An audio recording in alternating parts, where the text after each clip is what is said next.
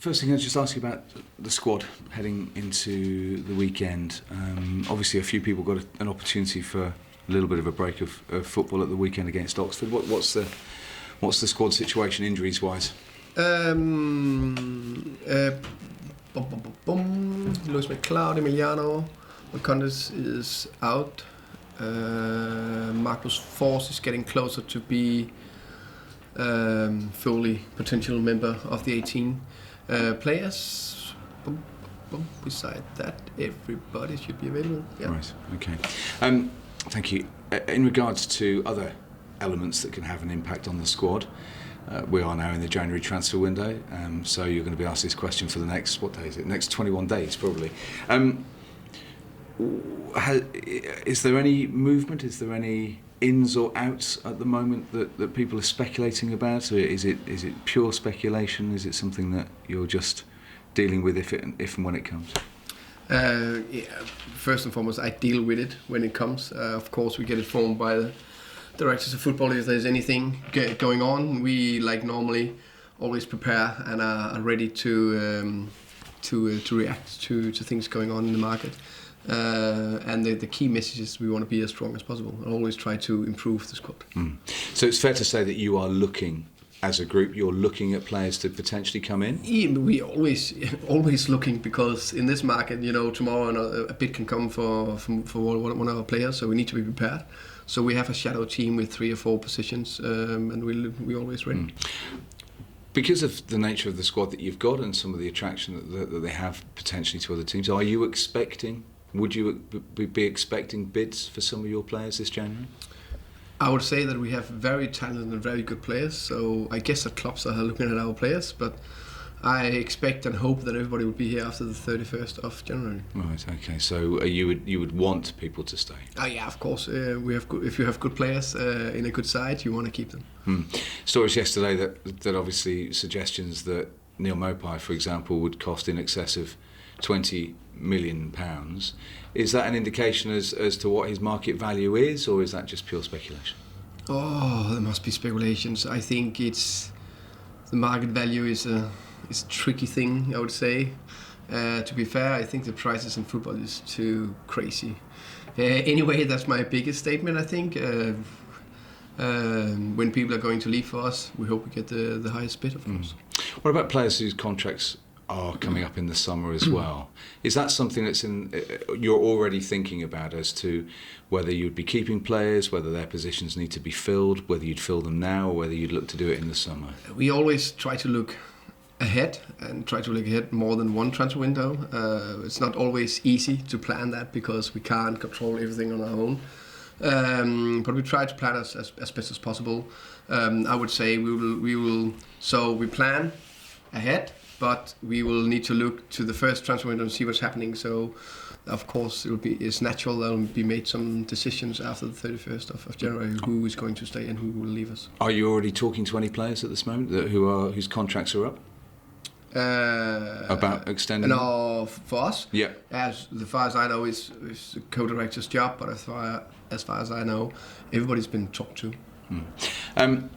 Just in regards to maybe looking ahead to the game, the weekend against Stoke City, a new manager in at Stoke, does that make it a little bit more difficult for you to plan? Because whereas you might have been able to plan for how Gary Rowett would set his team up, suddenly you're looking at a Nathan Jones team, and that's potentially very different.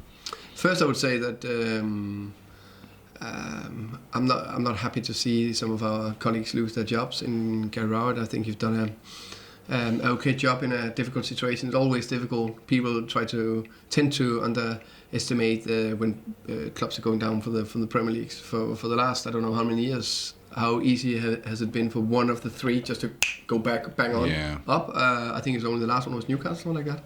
We only have 1 season down, so it's very, very difficult, and the owners and board members in different clubs, they need to understand that there's no magic formula to go straight up. So tough situations, but we know it's part of the job description that you potentially can get sacked. So that's what it is. I wish the best for Gary.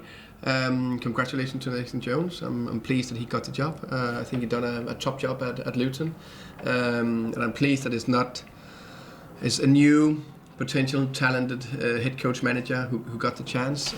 Nothing wrong with the more experience, but I think they had a lot of opportunities, and hopefully we'll still get the ones who want to stay in the game. So, but I'm pleased with Nathan Jones. Coming back to your question, yes, it's more easy when you know what to expect.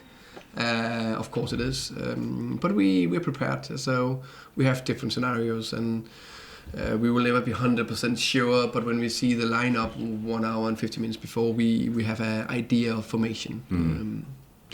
Just picking up on what you said there, is it a bit worrying though within the game, the sport of football, that coaches don't seem to be getting much of an opportunity? If 6 months is your window of opportunity to try and make an impact and an influence on a squad of players, or and effectively one transfer window, that is not a very long time, is it, to impose your coaching philosophy?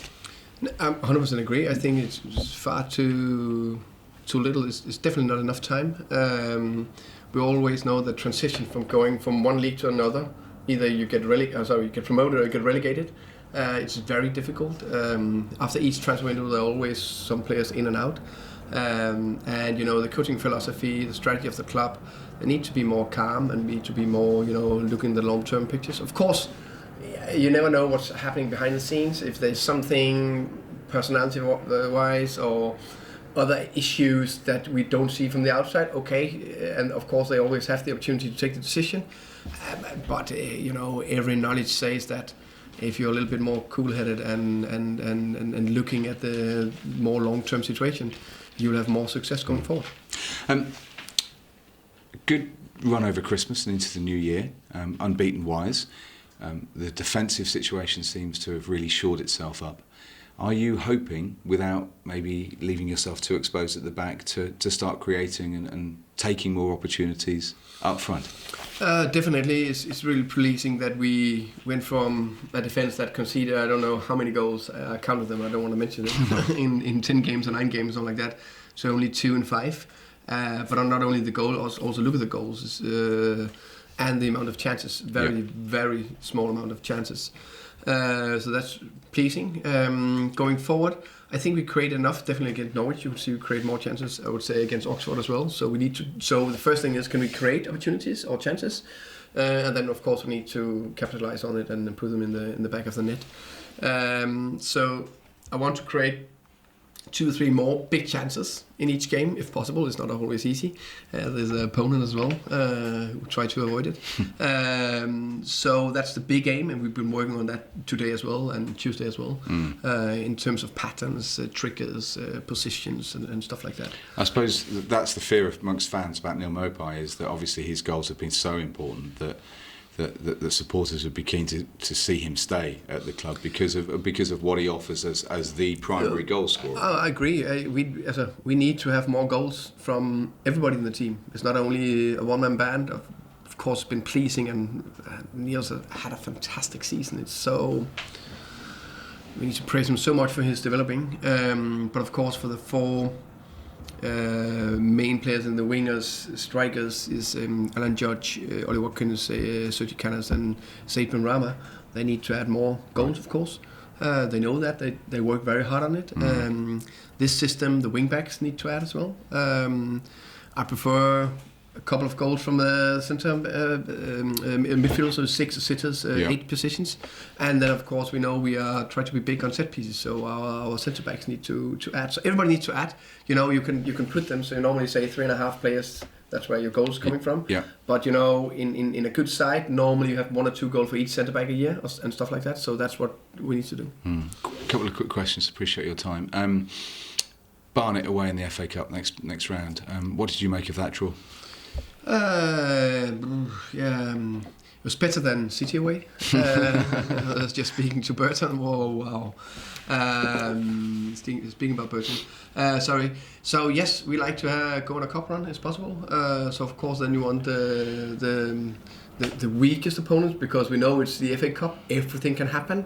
So, and playing away, it will not be easy. Look at Sheffield United, played at home. I know they made changes, but still should be enough depth in the squad to win the game. So it will not be easy, but of course we'll be big favourites and we'll do everything we can to win the game. And finally, just in regards to this second half of the season, realistically, Are you still saying, well, you know, with a very positive run, could make a challenge in the top half? Who knows where that may lead? You look at examples of where that's happened in the past.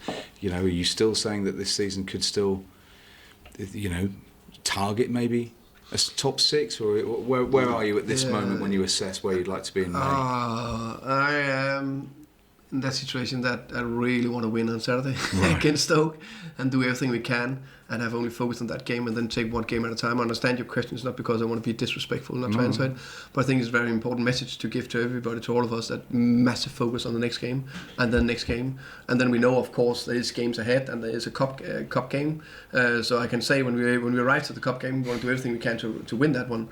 But before that, it's one game at a time and massive focus because we are on a up.